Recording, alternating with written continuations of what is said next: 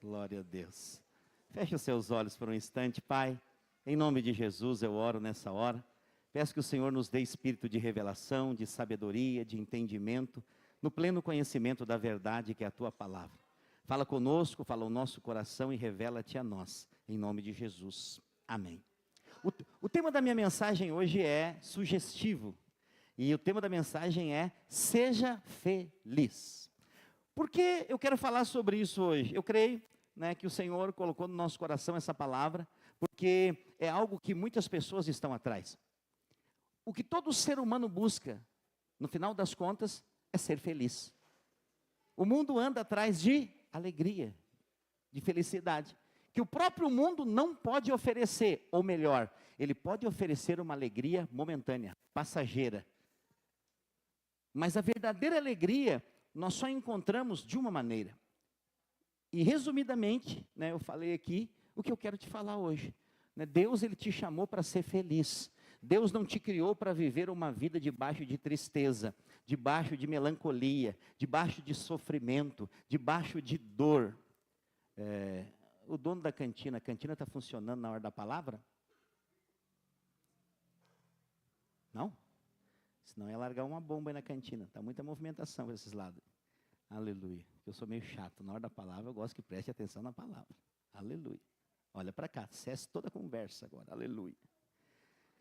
Todo ser humano, ele busca alegria. Vou te contar um pouco da minha história.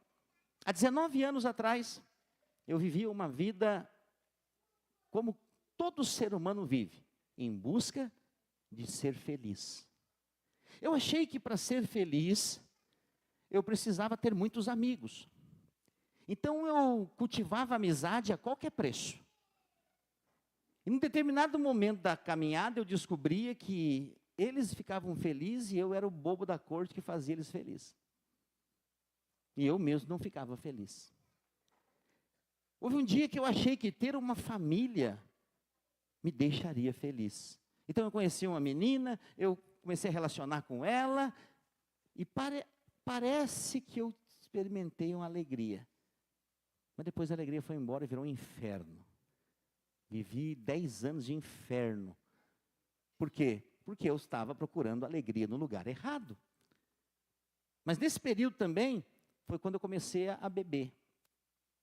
E sabe uma coisa? Eu não sei quem um dia já teve uma vida pregressa, assim, de bebida. Eu descobri que a bebida trazia uma alegria momentânea. Sabe, eu era um cara muito introspectivo. Eu não conversava com as pessoas, eu não sorria. Eu não tinha não era muito sociável. Eu era muito tímido, muito mesmo. Num nível muito hard. Sim, de não querer conversar, de não apresentar trabalho na escola. Timidez. Alguém é tímido aqui, já foi alguma vez? Assim, até na cumprimentar, assim, tu quase entra para dentro da roupa quando alguém te cumprimenta, de vergonha. Tímido. Eu era assim. E eu comecei, com 13 anos, a beber. E eu descobri que quando eu bebia, a timidez ia embora.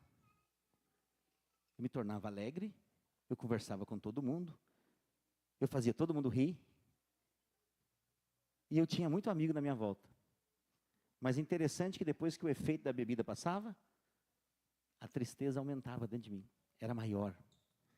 Então, por que eu estou te falando isso? Porque muita gente busca felicidade em muitos lugares. Alguns a felicidade está em pessoas, outros em coisas.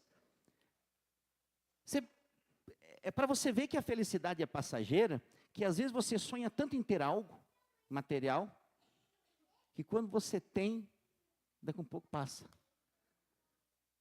Eu lembro da minha adolescência, tudo que eu queria na minha vida era ter um videogame. Desesperadamente, era ter um videogame. Eu queria ter um videogame. Todos os meus colegas tinham e eu não tinha. Porque a minha família era pobre para valer. Então eu ia para a casa deles jogar. E durante muito tempo eu quis ter. Quando eu ganhei um videogame, alguém se solidarizou comigo, me deu um... Não, é claro, hoje falar de videogame para esse pessoal de agora é tudo tecnologia, né? Acho que até agora com a IA, tem até alguém que joga videogame para você. Mas na minha época era o Super Nintendo. Aquele controlezinho assim que você... Hadouken! Rebentava os dedos jogando. Eu ganhei 3 meses, era o meu sonho. Eu botava em cima assim, para todo mundo ver. Não deixava ninguém encostar. 3 meses passou, estava o videogame rolando pela casa. É que nem carro, não é? Você compra um carro, lava todo dia, compra o aspirador junto com o carro, porque o aspirador é acessório para lavar o carro. 3 meses, vira transporte de rato. Será que é só comigo ou tem mais alguém que acontece isso aqui? É assim. Não, pastor, eu lavo o carro. Teve um irmão que falou uma vez, eu usei esse exemplo, falou, eu lavo o carro toda semana. Falei, então ora por mim aqui que eu estou precisando de oração. Que eu não tenho ânimo para lavar carro toda semana. Mas, ó, o Ezequiel fala que lava toda semana. Glória a Deus, aleluia. Louvado seja o nome. Depois ele tem que orar por todos nós. Quem levantou a mão aí depois, procura Ezequiel que ele lava toda semana. Isso aí, tem cuidado que Deus te deu. Olha só, olha para cá. Vamos lá. Mas o que eu quero te dizer? Porque tudo passa nessa terra, tudo é passageiro. Alegria verdadeira, você só encontra dentro do propósito que Deus tem para a sua vida. Agora, eu pergunto para você, por onde parte, por onde começa a vivência dentro da felicidade, da alegria que Deus tem para nós? A alegria não tem a ver com coisas externas, não tem a ver com coisas naturais. A alegria, ela é completamente espiritual. Diferente do que muitas pessoas entendem e acham, a alegria não é um estado de espírito. Hoje eu acordei alegre, mas outro dia eu não acordei alegre. Não. Alegria não é isso. Alegria é uma pessoa. E o nome dessa pessoa é Jesus. E se você tem Jesus dentro de você, a alegria está dentro de você, independente de qualquer circunstância externa. Quando estão entendendo, diga amém. Então, a verdadeira felicidade, o ser feliz, começa por um ponto principal na vida de qualquer ser humano. Começa com o perdão. O perdão é a porta de entrada para a verdadeira alegria. Salmo 32, versículo 1 e 2. Eu queria que abrisse na versão NBV. Nova Bíblia Viva. Aí, olha lá. Como é feliz aquele cujos pecados o Senhor apagou e que não tem falsidade no coração. Versículo 1, botou 1 e o 2? Bota no 1. Como é feliz o homem que tem suas transgressões perdoadas e os seus pecados apagados. Agora bota no 2. Como é feliz aquele cujos pecados o Senhor apagou e que não tem falsidade no coração. De quem o salmista está falando aqui? De quem nasceu de novo. Por quê? Porque quando você nasce de novo, o que acontece? Qual que é o seu problema com Deus antes de conhecer Cristo? É o pecado. O pecado fez separação entre o homem e Deus. E ninguém consegue ser feliz no pecado. Por quê? Porque ele está morto. Ele está morto para Deus.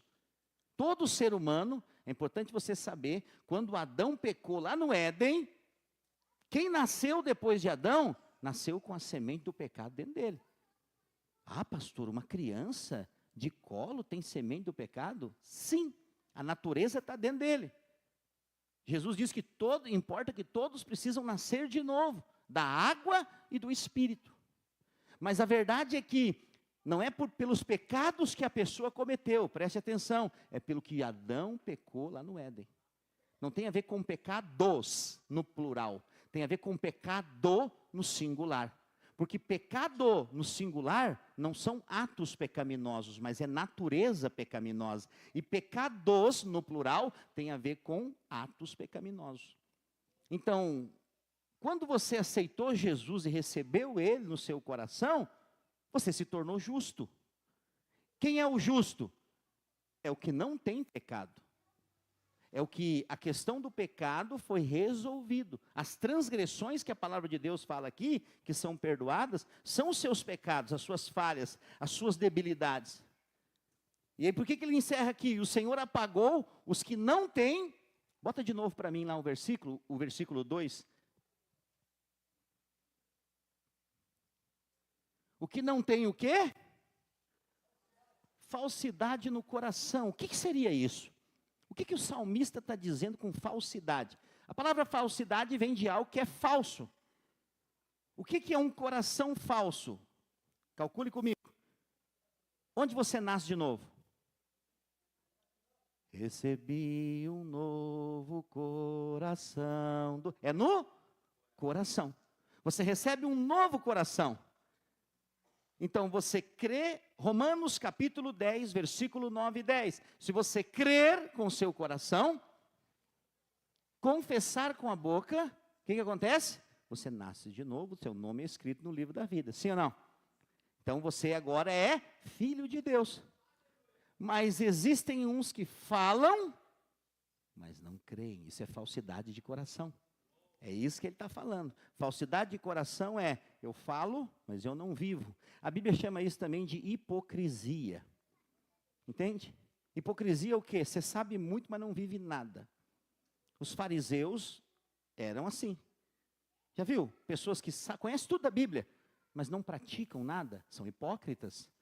Porque se você conhece e não pratica, você está perdendo tempo, você é como um ímpio, como alguém que nunca nasceu de novo. Que não é o seu caso, diga amém. Então, nós não podemos deixar, o versículo está aqui em algum lugar, vai aparecer em nome de Jesus, agora, acorda em nome de Jesus. Vai aparecer, 32, versículo 2, Salmo. Aleluia, obrigado Jesus. Aleluia. Então, não pode ter falsidade do coração. Falsidade do coração é alguém que não nasceu de novo, um falso irmão, que se diz irmão, mas pratica as obras do diabo. Você entendeu? Pastor, existem esses irmãos? Sim, na verdade eles não são irmãos, mas eles se passam por irmãos, mas praticam as obras do diabo. Qual que é a obra do diabo? Você lembra? São 3. Se você tiver dúvida, se um dia você tiver dúvida sobre quais são as obras do diabo, liga a TV no jornal e ouça o que está acontecendo. Qual a notícia que tem no jornal hoje? Roubo, morte e destruição. O diabo veio para roubar, matar e destruir. Ele está nesse mundo, ele opera dessa forma. Tudo que envolve com roubo, morte, destruição, são obras do diabo. Mas Jesus, ele diz, eu vim para dar vida, e vida em abundância. Só quem tem vida em abundância é feliz. É feliz. A verdadeira alegria vem de uma vida com abundância. Então nós precisamos entender que Davi aqui nesse salmo, esse salmo é de Davi, do rei Davi, ele deixa claro, feliz é quem tem os seus pecados perdoados. Quantos têm pecados perdoados aqui? Eu digo mais, para Deus é como se os pecados nunca tivessem existido. Porque esse é o posicionamento do justo. Dos seus pecados eu não me lembro mais. Por quê? Porque ele lançou no mar do esquecimento. Pastor, mas se nós pregarmos isso, todo mundo vai viver uma vida de pecado. Não. Agora você vai poder avaliar melhor. Quem vive uma vida de pecado é falso coração, nunca nasceu de novo. Porque quem nasceu de novo pode até tropeçar, mas ele cai, Deus levanta e ele prossegue. O segredo não é nunca errar, o segredo é nunca parar. Eu quero dizer, nós somos uma igreja que entende o processo de Deus na vida de cada um. Cada um aqui está num estágio em Deus. E você precisa estar buscando a Deus como você está fazendo. As mudanças que Deus precisa fazer na minha e na sua vida, Ele vai fazer enquanto nós estamos a caminho. A caminho. Deus quer que você permaneça naquilo que Ele te chamou para viver, para que você possa então entender o que Ele tem para você, que é o propósito de Deus para você. Todos nós temos um propósito. E o nosso propósito é viver aquilo que Deus tem para nós. Agora, o que é para mim específico, pastor? Você vai encontrar servindo a Deus. Então é muito importante que, se eu sei que eu vou encontrar o meu propósito servindo a Deus, e é só, eu vou dizer, talvez é difícil para mim, como pastor, falar isso, porque muitos vão dizer, o senhor está puxando a brasa para o seu lado, mas eu falo como experiência de vida, só tem alegria de verdade na igreja, não tem em outro lugar. Eu digo para você, avalie a sua vida, fora do corpo, faz um retrospecto. Eu sei que é difícil voltar lá no seu passado e ter coisa boa. É só tragédia. Mas os verdadeiros momentos de alegria, você pode botar no caderno. Foi quando você estava servindo a Deus. Quando você está na vida da igreja. Não, pastor, eu vivi momentos de alegria sem estar na igreja. Desculpa, eu discordo, não é alegria. Talvez era algum tipo de emoção que passou rapidinho. Mas verdadeira alegria nós encontramos quando estamos fazendo aquilo que Deus nos chamou para fazer. Quando nós estamos no centro da vontade de Deus. E aí quando nós vivemos isso, quando nós expressamos a nossa confiança em Deus, isso expressa a verdadeira felicidade. Lá no Salmo 34, versículo 8, na mesma versão, por favor, NBV, Nova Bíblia Viva.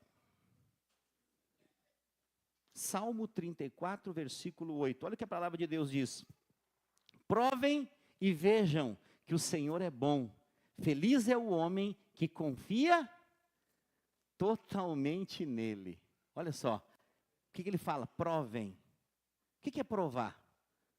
Sabe que uma coisa que eu vejo hoje nos nossos dias, muito triste, as pessoas acreditam em tudo sem buscar conhecimento.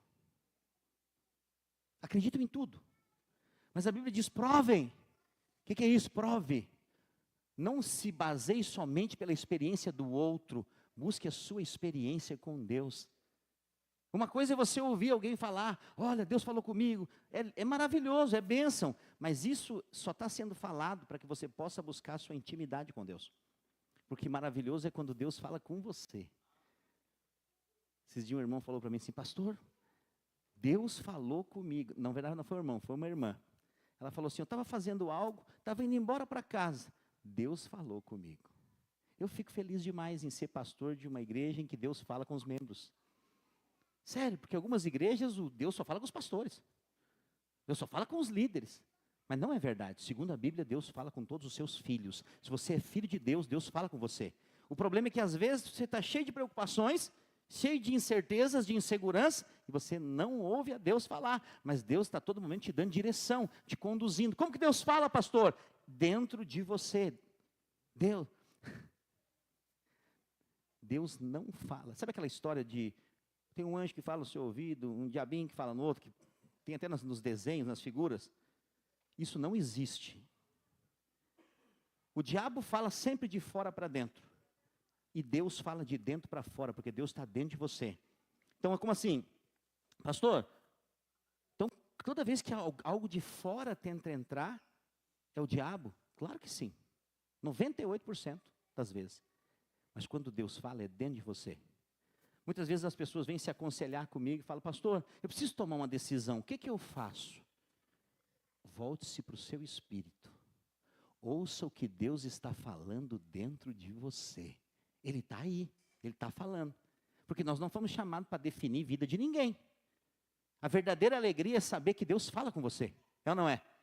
Quando você ouve Deus falando com você, te direcionando, e você vai e faz e vê o resultado, você se enche de alegria. Você fala, uau, mesmo independente das minhas falhas e limitações, Deus fala comigo. Porque Deus é seu Pai. E Ele te ama, independente de qualquer coisa. Só por isso nós já podíamos ser alegres e felizes, viver o nosso dia feliz. Eu tenho um costume, sempre faço na minha casa. Agora, nesses dias de frio, a nossa tendência é reclamar de tudo. Eu tenho que me policiar, porque senão daqui a pouco eu também estou reclamando. Porque eu, assim, do inverno eu gosto só do último dia. Esses dias alguém postou na internet, eu não vejo a hora de chegar o último dia do inverno. Eu falei, eu também. Mas tem gosto para tudo. Tem gente que fala, eu gostaria que fosse inverno o ano inteiro. Vai morar no Alasca, então. Mas eu vou dizer, o nosso estado é maravilhoso, é ou não é? Nosso estado tem para todos os gostos. Tem calor, tem veranico, calor e inferno de Dante, 45 graus às vezes. Tem a temperatura agradável, uma chuvinha e às vezes um frio de quebrar as canelas. Mas sabe o que é bom? Todo mundo fica feliz. Porque cada 3 meses muda a estação. Não é maravilhoso isso? Se for morar em outro estado aí, é só calor. For para outro país, é só frio. Nós temos todas as temperaturas aqui, louvado seja Deus. E mesmo que, às vezes, nós caímos em tentação de reclamar do tempo, nós devemos dar graças a Deus por tudo. A Bíblia diz, em tudo dai graças, para que você possa desfrutar de dias felizes. Então, seja grato, eu sempre falo, que bom que nós temos um teto para dormir, uma cama quentinha, uma coberta. Aí talvez isso aqui pode ser pouco para alguns. Passou uma coberta, depois da enchente aí minha casa está virada só em coberta. Porque nós ganhamos muita coberta. Tem gente que é que nem o japonês da propaganda, que ela tem 7, 8 cobertores em cima, só a cabeça de fora. Que bom, glória a Deus. Mas por incrível que pareça, tem gente que não tem, sabia? Essa semana eu estava dando aula, ou semana passada, passou uma moça aqui com as crianças pequenas, e as crianças estavam, assim, carangadas de frio, né, Nicolas?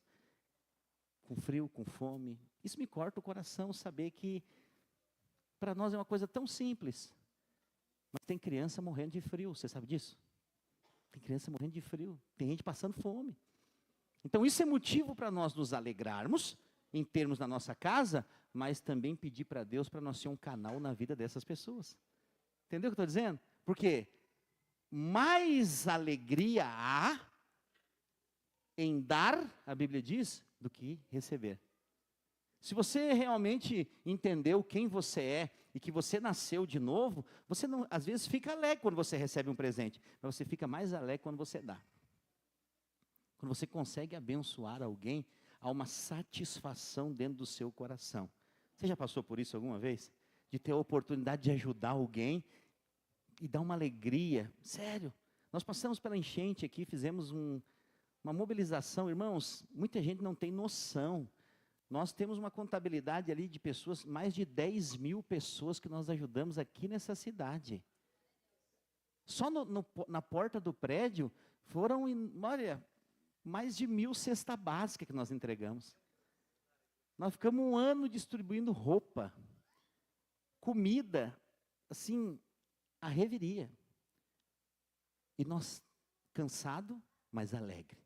Sempre com alegria no coração de poder abençoar alguém. Por quê? Porque a alegria envolve dar. Sabe que a Bíblia diz que Deus se alegrou quando entregou Jesus na cruz por nós? A alegria está em se colocar também no lugar do próximo e poder ser um canal de bênção. Por isso que eu creio, nós vamos ser uma igreja tão próspera, ouça o que eu vou dizer para você, não para desfrutar de coisas que são desnecessárias, mas vamos ser uma igreja tão próspera que nós vamos abençoar todo mundo que está ao nosso redor. Sabe o que é prosperidade? Ao ponto de chegar assim, nós ter recursos para abençoar quem realmente necessita. Eu quero ser pastor de uma igreja assim. Eu vou dizer para você, diante de aqui, do púlpito, eu nunca vou ser milionário. Anota isso onde você quiser para você me cobrar depois. Nunca vou ser. Por quê? Porque eu já sou. Eu já sou. Ser rico e ser milionário não tem a ver com dinheiro. Não. A alegria e a bondade, é tudo que Deus tem para o homem, não tem a ver com os bens que ele possui. Mas sabe o que tem a ver? Com o seu nome escrito no livro da vida. A verdadeira alegria é o céu. É interessante, eu vi um comentário essa semana, alguém falou assim, esse mundo é uma loucura. Aconteceu um velório de 2 jogadores simultaneamente essa semana, parece que morreram num acidente de carro. 2 jogadores famosos, eu não conheço muito, faz tempo que eu parei de assistir futebol, não porque a religião permite, é porque eu perdi o gosto, assim, hoje eu vi que jogo é tudo comprado. Com esse negócio das bets, que é tudo jogo agora, isso aí tudo virou uma grande palhaçada. Futebol virou uma grande palhaçada. Então, assim, não tem mais aquela torcida, nem pela seleção brasileira mais eu assisto o jogo. Mas isso é eu, tá? Pode assistir à vontade, fique em paz. Mas perdeu, não tem ninguém que joga com garra mais. A garra pelo futebol acabou. Agora o negócio é finanças, cifras. Então, para mim, perdeu a alegria. Talvez eu vá ver os nossos irmãos jovens jogar aqui, que é muito melhor.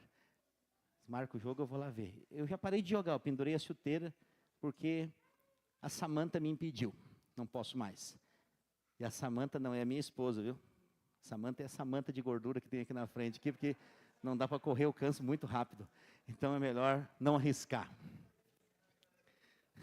Mas por que eu estava falando de futebol mesmo? Porque eu estava falando dos jogadores que morreram lá. né? Aconteceu algo trágico. Os caras perderam a vida. E talvez, eu não sei, não conheço a história, mas jogador de futebol é alguém que ganha muito dinheiro, não é? Mas dinheiro não pode salvar a vida de ninguém. Dinheiro não salva ninguém. Então, a verdadeira riqueza é aquilo que Deus pode te dar. Por quê? Porque o que Deus pode te dar é aquilo que o dinheiro não pode comprar. Porque você pode ter muito dinheiro e pode morrer sem desfrutar dele. Então, o que o cara falou? O que esse cara comentou? Ele falou assim: a gente vem para o mundo sem nada, já não é? Você nasce sem roupa, você não tem nada. E o que você tinha ainda, que é o cordão umbilical que trazia comida, eles te corta ainda. Acabou o benefício. Aí você chega no mundo como? Feliz? Quando você pensa em rir, vem aquele médico e dá uma palmada. Uau, tem que chorar. Você nasce chorando. E depois morre todo mundo chorando por você. Aí você vive a vida tentando adquirir coisas. Depois morre e não leva nada. Então a vida acaba sendo, se a sua vida é só correr atrás de bens materiais, você está perdendo tempo. Porque a vida não consiste nos bens que você possui. Mas se você realmente tem o seu nome no livro da vida, porque no final de tudo, e já está perto, vai acontecer 3 julgamentos. O tribunal de Cristo, onde todo cristão vai comparecer diante de Deus. O tribunal das nações, chamado de julgamento das nações, onde 2 tipos de públicos vão aparecer, os bodes e os cabritos. Perdão, os bodes e as ovelhas, que são o povo de Deus e aqueles que acolheram o povo de Deus na grande tribulação. E o terceiro julgamento é o último, depois do milênio, vai ser o grande trono branco. O último julgamento é o último julgamento que vai ser para condenação eterna. Sabe o que vai definir? Quem vai ser condenado e quem vai entrar para a Nova Jerusalém? Se o seu nome estiver escrito no livro da vida. Então, o nome escrito no livro da vida é a maior riqueza que você pode ter. Porque no final de tudo vai ser isso que vai definir para onde você vai. Porque o nosso coração, ele vai definir muita coisa na nossa vida. E à medida que nós recebemos, nós vamos servindo a Deus, preste atenção, servir a Deus não te isenta de tribulações. Deus vai fazer de tudo para que todas as coisas cooperem para o seu bem. E às vezes, para você chegar no propósito que Deus tem para você, você precisa encontrar um Judas para te dar um beijo e te trair. Para que você cumpra o propósito de Deus para a sua vida, às vezes seus irmãos vão te jogar num poço, numa cisterna, ou te vender como escravo. Para que você cumpra o propósito, às vezes algumas pessoas na sua vida vão ter que ser afastadas, vão te abandonar. Pastor, com base em que o senhor está falando isso? Na Bíblia? Tudo que eu estou te falando aqui é bíblico. Quem traiu Jesus com um beijo? Judas. Judas era amigo ou inimigo? Amigo ou inimigo? Está que nem aquele meme agora, amigo ou inimigo? É amigo ou inimigo? O que Jesus disse para ele? O que viesse fazer, amigo? E ele dá um beijo no rosto de Jesus. Agora eu vou dizer, amigo quer o seu mal ou quer o seu bem? Amigo te expõe ou te guarda? Então Jesus, ele falou algo ali muito profundo, que Judas não entendeu, mas eu e você hoje precisamos entender. Porque o que Jesus disse para ele, hoje tu está ajudando a cumprir o propósito de Deus. Não é uma loucura pensar assim? Mas se Judas não tivesse traído Jesus, o propósito de Deus não se cumpriria. Ele não seria preso, morto e ressuscitaria ao 3º dia, como foi combinado. Mas eu podia ir para a história de José. Você já ouviu a história de José? José, o mais novo da sua casa, de muitos irmãos, ele tem um sonho durante a noite. E o sonho mostra que os seus familiares estão se curvando diante dele. Ele acorda e conta o sonho, no café da manhã. Imagina, você está no café da manhã com a sua família, e o irmão mais novo fala assim, gente, eu tive um sonho. E no sonho vocês tudo me serviam. Eu era o chefão. Todo mundo ficou olhando, tá bom. Que bonito. O clima ficou terrível. O que os irmãos dele fizeram? Então vamos ver que sonho é esse. Pegaram ele e jogaram numa cisterna. Cisterna é um poço. Ele, pela graça de Deus, ele não morreu. Por que José não morreu quando caiu no poço? Porque ele tinha propósito. Quem tem propósito e promessa não morre. Pode cair um caminhão em cima de você. Enquanto o seu propósito não se cumprir, você não parte dessa terra. Então, José, os irmãos pensam e falam, não, vamos tirar ele de lá. Ele volta, tiram ele e vende ele como escravo. Olha só. O cara tem um sonho de ser o maioral. Tentaram matar o cara, não deu certo, venderam como escravo.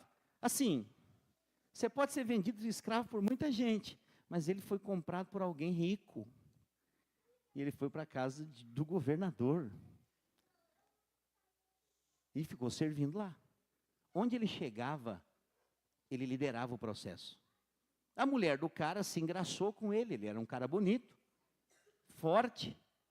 A mulher tentou agarrar ele. O que ele fez? Fechou a porta, se escondeu, não quis saber. A mulher arrancou a roupa dele, saiu e mentiu que ele que tinha tentado agarrar ela. Quando o pessoal vem, manda prender ele. Pô, o cara está passando por toda essa situação. Ele era o cara para dizer assim, que isso, gente? Desde que eu tive esse sonho, minha vida virou um inferno. Mas ele não falou, não reclamou, ficou quietinho. Porque o silêncio é princípio de sabedoria. E aí o que acontece? Ele foi parar no calabouço, injustamente. Lá no calabouço, a Bíblia diz que ele tinha a chave. O carcereiro deixava a chave. Você já viu um ladrão que tem a chave? O cara que está preso que tem a chave da cela? Não, lidera todo mundo aí. E aí então, vai parar na prisão, 2 do alto escalão de Faraó. O copeiro e o padeiro. Os caras têm um sonho. E eles contam o sonho. José interpreta o sonho. E como José sonhou, aconteceu. Só que antes dos caras serem libertos, José falou, lembra de mim. Falou para o copeiro, lembra de mim. Quando o outro voltou, um foi morto, como ele disse que ia ser, o outro assumiu de volta a sua posição e esqueceu de José. Poxa vida, mas que vida desse cara, hein? Se você está lendo a Bíblia e vendo isso, você fala, esse cara colou chiclete na mesa da Santa Ceia, só pode. Porque que vida sofrida é essa? Mas tem algo aqui que talvez você não entenda. Sabe por quê que o copeiro não lembrou dele naquele momento? Só lembrou dele 2 anos depois? Porque se ele lembrasse naquele momento, o padeiro ia morrer. E José ia virar o padeiro. 2 anos depois, a necessidade era alguém que governasse o Egito. E ele lembrou, ele falou, eu sei de um cara. Tá. E aí então, José apareceu. Sabe o que aconteceu? Quando foram chamar José, isso aqui não é menos importante, eles falam assim, o faraó mandou te chamar. O faraó era o cara mais importante do Egito. José falou, só um pouquinho, me arruma as coisas aqui que eu vou fazer a barba, me arruma uma roupa bonita. E ele foi se apresentar diante de Faraó, bem apresentável. Quando ele revelou o sonho de Faraó, ele falou, vai ser tu que vai governar durante esses 7 anos e mais os 7. E ele se tornou governador do Egito. Sabe o que aconteceu? A família dele veio se prostrar diante dele. Quando Deus te dá uma promessa, haja o que acontecer, aconteça o que vier, não pare, continua crendo, a sua fé te faz permanecer. Pastor, mas parece que está indo todo mundo embora, está dando tudo errado. Nós não andamos como todo mundo, nós andamos no trilho da promessa. Ele prometeu, ele é fiel para cumprir, vai acontecer. Eu não mudo nem para a direita, nem para a esquerda, eu prossigo para o alvo. Ah, mas estão falando, deixa falar, eu vou prosseguir. Você imagina o que falavam de José? Sonhador, lá vai o sonhador. Mas Deus é quem deu o sonho. Quando Deus dá o sonho, não é uma fantasia. O sonho de Deus já é uma realidade. E sabe o que Deus sonhou comigo e com você? De sermos parte da família dele. Então nós devemos ser felizes, alegres, por fazer parte da família de Deus. Lucas capítulo 10, versículo 20. Lucas 10, 20, a palavra de Deus diz assim: contudo, o maior motivo de alegria não é que os demônios obedecem vocês, mas que os seus nomes estão registrados nos céus. Aqui acontece, os discípulos foram, Jesus mandou de 2 em 2, eles curaram os enfermos, expulsaram os demônios e voltaram. Eles estavam alegres. Jesus fala: não se alegrem somente pelos demônios obedecerem a sua voz, mas porque o nome de vocês está escrito no céu, no livro da vida, porque no final de tudo vai ser isso que vai definir todas as coisas. E sabe o que acontece? Todo mundo pensa que Deus é um Deus brabo. Deus é um Deus zangado. Se você pecar aqui na terra, Ele vai mandar um raio na sua cabeça. Deus não é um Deus mau. A Bíblia diz que Deus é bom e tudo que Ele faz é bom. E às vezes tem gente que acha que festa não combina com Deus. Mas Deus é um Deus de festa. Porque a Bíblia diz em Lucas capítulo 15, verso 10, que quando um pecador se arrepende aqui na terra, há festa no céu. Deus é um Deus de grande alegria. E eu quero dizer para você, quando você aceitou Jesus, houve festa no céu, por causa de você. Você um dia desses já foi protagonista de uma festa no céu. Mas assim, a minha alegria completa e plena está no quê? Em saber que eu sou salvo. Quantos aqui têm certeza que você é salvo? Levante a sua mão. Amém? Se você é salvo, você tem essa certeza, isso é motivo de alegria, porque estão vindo dias terríveis sobre a terra. Vão vir dias amargos, cruéis, mas quem tem o seu nome escrito no livro da vida, e quem é um cristão vencedor, vai ser levado para estar com Ele, não vai passar pelo dia da grande tribulação aqui. Mas talvez você pode perguntar: pastor, mas e as coisas erradas que porventura eu fizer aqui depois que eu converter? Como que faz?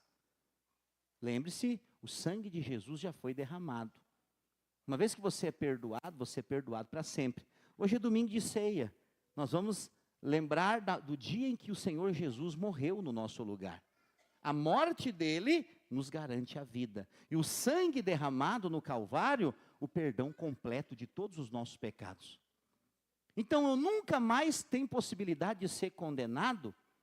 Eu pergunto para você agora, uma vez que você teve o seu nome escrito no livro da vida, você creu em Jesus, você acha que você pode ser condenado?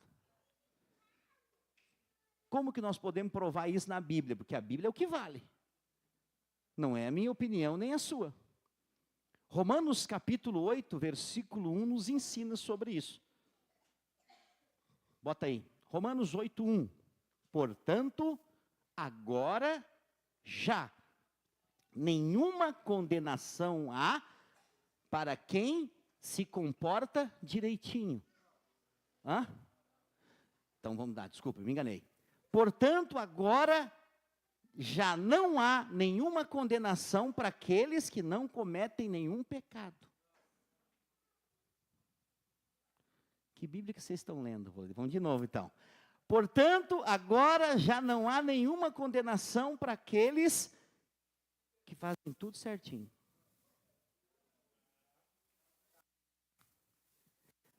Portanto, agora já não há nenhuma condenação para aqueles que estão em Cristo Jesus. Não tem a ver com o que você faz, tem a ver em quem você está. Você está em Cristo, o que a Bíblia fala? Você é nova criatura. Agora, o que é estar em Cristo, pastor? É ter aceitado Ele no seu coração, é receber o novo coração, é não ter o coração falso, como nós vimos no primeiro versículo que nós lemos. Então, esse coração novo, ele garante para você que no dia do julgamento final, você não vai ser condenado, porque você é filho. Deus não condena filho. Deus ama os filhos e Ele faz com que todas as coisas cooperem para a vida dos filhos. Digam amém. Então, se você está em Cristo, eu tenho uma boa nova para dizer: você não será condenado. Pastor, mas se eu errei, se eu me afastei, se eu estive fora da igreja, o que passou é passado, agora é presente. Se você no seu presente, que é hoje, servir a Deus, viver para o Senhor, o seu futuro é garantido. Porque quem não para no meio, vai chegar no fim. E quem conhece o fim, não para no meio. Porque o fim, ele é glorioso para nós. O que deixa uma pessoa mais atormentada, você sabe? Eu vou encerrar com isso. O que tira a paz de alguém sério? Pessoas sérias, pessoas sinceras e pessoas honestas, elas não gostam de ficar devendo para ninguém. Dívida tira a paz de quem é sério. Eu não, pastor, minhas dívidas, deixa. Não, crente tem um bom testemunho. Quando eu cheguei nessa cidade, eu aluguei uma casa para morar. E no primeiro mês eu perdi o meu salário. E eu fiquei 4 meses sem poder pagar aluguel. E eu fui despejado. 2 dias antes de ser despejado, a mulher falou, vou com os capanga aí, vou botar tuas coisas tudo na rua. Imagina, eu era o pastor daqui. Eu falei, que vergonha para os meus filhos ver isso. Eu falei, Deus, o Senhor não pode deixar acontecer isso, tem que acontecer um milagre. Porque eu tinha o salário, de repente, do dia para a noite, cessou. Não deu nem tempo de me programar. E eu falei, alguma coisa vai acontecer. E aí Deus abriu uma porta de uma casa para mim naquela semana, sem calção, sem dar adiantado nada, só pagar depois de 30 dias. E eu mudei, rapidamente. Eu fiquei devendo, acho que era 3 mil, foi 4 mil e pouquinho de aluguel. Eu devia. Mas toda segunda-feira eu ligava. Tinha um advogado que estava intermediando essa questão com a imobiliária. Eu ligava toda segunda-feira. Doutor, tudo bem? Sou eu. Estou ligando para dizer que eu não tenho dinheiro. Mas assim que eu conseguir, eu vou pagar a dívida. Eu estou aqui. Eu não estou fugindo. Tá bom. Segunda-feira, depois do meio-dia. Ô doutor. Depois de um tempo ele já dizia. Ô seu Juan, tudo bem? Ele já sabia que era eu. Conseguiu alguma coisa? Nada ainda. Mas Deus vai prover. Porque agora eu tinha um outro aluguel, não tinha renda, e tinha que pagar uma dívida atrasada. Eu não dormia direito. Clamava a Deus, falava, Senhor, eu preciso resolver essa situação. Preciso resolver. Muitas vezes eu chorei por causa disso. Alguns meses eu fiquei ligando para ele toda segunda-feira. E um dia eu liguei. E ele falou, seu Juan, eu estou tão feliz com o senhor.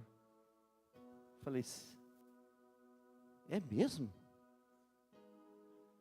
Por quê? Ele falou, eu fiquei feliz quando eu vi a sua dívida quitada. Eu falei, como assim? O senhor conseguiu pagar, né? Eu falei, não. Ele falou, não, está aqui. Débito quitado em total. Eu falei, não, olha direito isso aí, não é, vê se é o meu nome. Sim, é o seu nome. Até quando foi pago essa semana, eu fiquei muito feliz, porque o senhor é o único devedor daqui que liga toda segunda-feira para dizer, eu não tenho dinheiro, mas eu vou pagar. Eu falei, doutor, o senhor tem que olhar bem, porque eu não paguei essa dívida.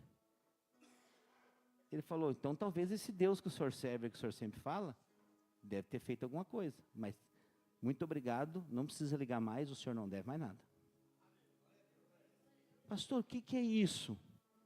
Estou te dando um exemplo, dívida tira a nossa paz. E muitas pessoas têm dificuldade de relacionar com Deus, porque acham que tem uma dívida com Ele. Acha que Deus está querendo te pegar por causa dos seus pecados. E sabe o que a Bíblia fala sobre isso? Ele pagou as nossas dívidas. Lá na cruz do Calvário, Ele pagou todo o escrito de dívida que havia sobre mim e sobre você. Está escrito aonde isso aí, pastor? Lá em Colossenses capítulo 2, no versículo 13 e no versículo 14. Colossenses 2, versículo 13 e 14 diz assim, e apagou as acusações confirmadas, bota para mim a NTLH. Nova tradução, linguagem de hoje. Obrigado. Ele anulou a conta da nossa dívida com seus regulamentos, que nós éramos obrigados a obedecer. Sabemos que é a lei.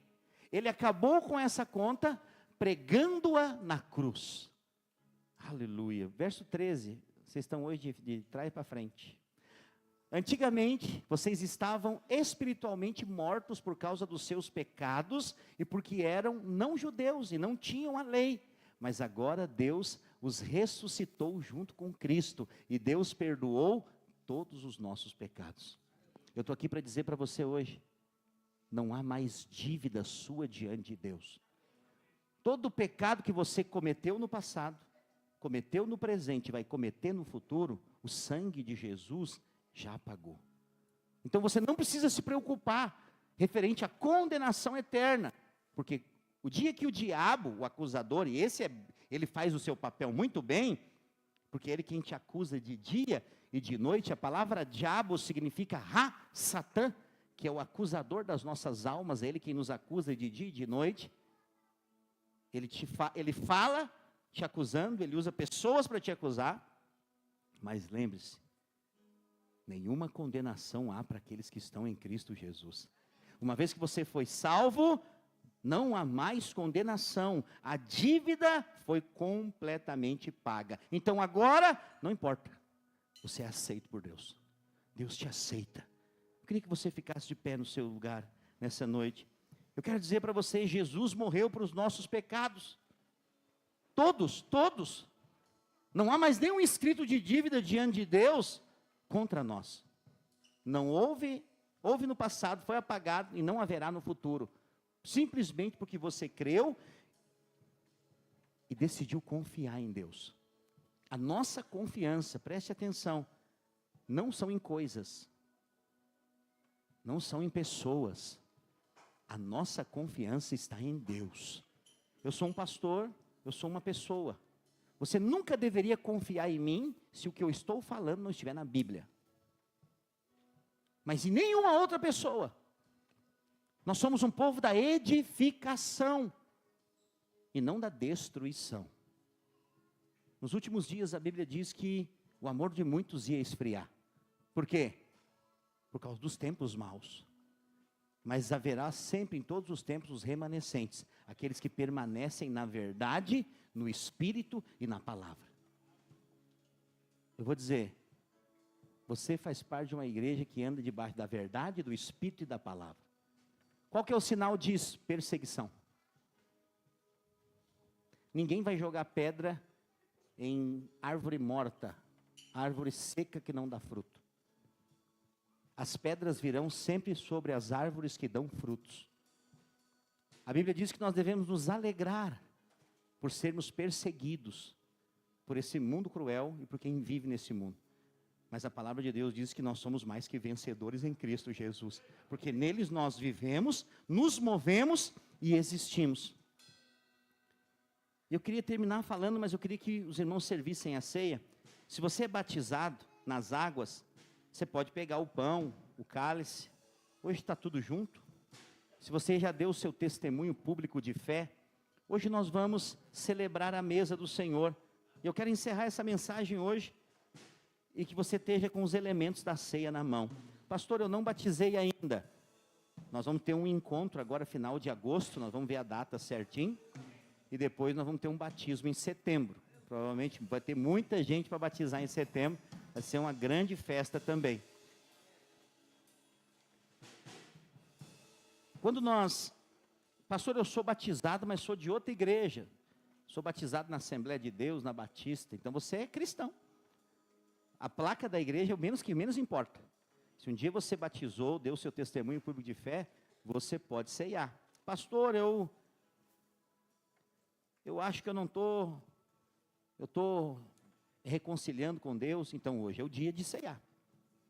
Porque a ceia é para os filhos, é para aqueles que já deram seu testemunho público de fé e entenderam que são amados. Pastor, a verdadeira felicidade, então, segundo o que o senhor pregou, envolve estar em Cristo e vivendo a vida da igreja. Esse é o resumo da minha palavra hoje. Da mesma forma que Jesus lá na cruz, ele era o pão vivo que desceu do céu, a Bíblia diz que ele teve que ser moído, partido, por causa das nossas transgressões. Por que Jesus já não nasceu e rapidamente já morreu? Porque Deus é um Deus de processos. Ouça, nada com Deus é abrupto. Deus é um Deus de processos. Deus salva você, E Deus espera. Deus não obriga ninguém a nada. Amém? Deus, guarda essa palavra, essa frase no seu coração. Tudo que é obrigado não é de Deus. Deus não obriga ninguém a nada. Deus te convida a participar. Deus vai fazer um grande mover nessa cidade. E Ele convida você a participar. Você pode dizer, eu quero. Ou você pode dizer, eu não quero. E Deus não interfere na sua decisão e no seu livre-arbítrio. Porque Deus é um Deus de processo. Jesus, Ele veio, Ele cresceu, Ele estabeleceu um ministério, 3 anos e meio, escolheu os seus discípulos, foi perseguido, ofendido, humilhado, chicoteado, crucificado, morreu e ao 3º dia ressuscitou. Depois Ele ficou 40 dias com seus discípulos, foi assunto aos céus, está aguardando o sinal do Pai para voltar, para nos buscar. Deus é um Deus de processo. Qual que é o problema? Se nós não esperarmos o processo de Deus, nós não vamos experimentar o que Deus tem para nós. Sabe o que tem na minha mão aqui? Ele está sendo hoje consagrado como o corpo de Cristo. Mas é um pão. E você sabe que para fazer esse pão, são vários elementos, vários condimentos. Esse pão, com certeza, deve ser uma delícia. Mas se você não esperasse o tempo certo, você não comeria um pão como esse. Esse pão tem ovo? Tem. Imagina se você não esperasse. Tenta tomar um ovo cru. Não é muito legal. Há quem diga que quem quer cantar bem tem que fazer isso. Então eu nunca vou cantar bem. Come uma colher de farinha. Só farinha. Não tem muito fundamento. Mas quando você pega o ovo, a farinha, o azeite, mistura tudo e faz o pão, e espera o tempo certo, aqueles condimentos se tornam bons ao paladar. Talvez você está passando agora por um momento de processo na sua vida. E parece que o gosto não está muito bom. Mas eu quero dizer para você, não pare. Não pare que esse pão vai ficar pronto. Não pare. Porque esse pão como é que faz? Vai ser mexido. Tem áreas na sua vida que Deus vai mexer, irmão. Deus vai mexer e às vezes vai doer, às vezes vai parecer que você perdeu o controle. Você vai estar dentro da batedeira de Jeová. Vai parecer um negócio assim que está tudo indo por água abaixo. E aí quando a batedeira parar, você fala, aí Ele vai te botar na forma de Cristo. Aí você fala, agora está aqui aconchegando, de repente Ele te enfia no forno e liga. E o negócio fica quente. O fogo pega. Mais pressão. Para você crescer, você precisa do fogo do Espírito. Nenhum crente cresce se não for cheio do Espírito Santo. Você precisa, eu quero dizer, você faz parte de uma igreja que é cheia do fogo de Deus. Jesus morreu para enviar o seu Espírito. E o processo do pão passa pelo fogo. Só que eu quero dizer, o fogo de Deus não te mata. Ele te capacita para obras maiores. Eu vou dizer, nós estamos num tempo de fogo. É um tempo de fogo. Você pode achar que esse fogo vai te matar, mas eu quero dizer, depois dessa fornalha, ninguém mais te para. Depois que você passar por esse tempo de fogo, e esse pão ficar pronto, ninguém mais te para. Ninguém mais te para. Nós estamos sendo aperfeiçoados pelo fogo. A Bíblia diz que as obras de Deus, as obras das nossas mãos, não podem ser madeira, palha e feno. Tem que ser ouro, prata e pedras preciosas, porque o fogo vai testar essas obras. As obras de madeira, palha e feno vão deixar de existir, vão ficar para trás. Mas o que é ouro, prata e pedras preciosas será aperfeiçoado na sua mão. Você é uma pedra preciosa para Deus. Jesus morreu não por qualquer outra coisa senão por mim e por você. Ele derramou o sangue dele todo por mim e por você. Por quê? Essa é a prova do amor de Deus para conosco. Eu quero dizer para você, a tempestade vai passar. E depois da tempestade, virá um tempo de bonança, de muita colheita. E quem viver, verá. Vai vir um tempo de muita colheita. Famílias inteiras vão se agregar a nós, dizendo, ensina-nos a andar. Deus falou comigo essa noite, eu acordei gritando essa frase. Eu não sei se a minha esposa percebeu. Eu estava dormindo. E Deus me deu uma frase. E Ele falou assim: esse novo tempo da igreja será um tempo de amor e fé. Eu não me acordo de noite, eu durmo e durmo até de manhã. Não levanto, durmo direto. Mas nessa noite Deus falou comigo claramente: esse novo tempo da igreja será um tempo de amor e fé. Cuidar das pessoas, amá-las de verdade, e fé para que muitas outras possam vir. Eu quero dizer, nós vamos viver um tempo novo. Nós já estamos vivendo. Há uma alegria no nosso meio. Por quê? Primeiro porque essa felicidade às vezes nós não sabemos explicar, mas é porque o seu nome está escrito no livro da vida. É porque Jesus morreu por você. E a segunda coisa é que Ele te aceita, com as suas debilidades. Ele te escolheu antes de você ser essa florzinha de Jesus que você é hoje. Ele te escolheu lá atrás. Ele te separou lá atrás. E hoje nós estamos aqui para lembrar disso. Houve um dia em que Ele morreu numa cruz para nos salvar. Quando o diabo dizer para você que você não é amado, que ninguém gosta de você, que todo mundo está te deixando, você tem que lembrar Ele quem Ele é. Ele é alguém que já foi condenado. Não há mais esperança para Satanás, ele já está condenado. Ele está debaixo dos nossos pés. E nós vivemos uma vida de vitória em Cristo Jesus. Nós não somos definidos pelo que fazemos, mas por onde estamos. Eu queria que você levantasse o seu pão hoje e dissesse assim comigo: eu estou em Cristo, e por isso, eu sou nova criatura. As coisas velhas já passaram, eis que tudo se fez novo. A alegria do Senhor é a minha força. Eu sou feliz com Jesus. Ele é a minha alegria completa. Mesmo que um exército se acampe contra mim, eu não temerei mal nenhum, porque o Senhor dos exércitos trabalha em meu favor, em nome de Jesus. Levante seu cálice, fala: esse é o sangue da justificação.